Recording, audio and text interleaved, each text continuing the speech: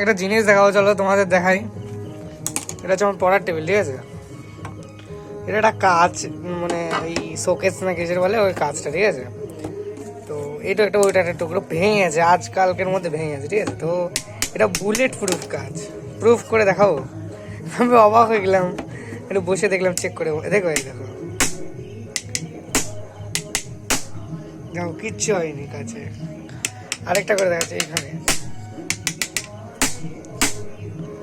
কোনো কিচ্ছু হবে না কাছে, একদম পারফেক্ট, মানে বুলেট প্রুফ কাজ ভাই, একে বলে বুলেট প্রুফ কাজ, ঠিক আছে? এরম এরম মালে দেখো, বিশেষ না হলে এই তো ধরলাম, ধরে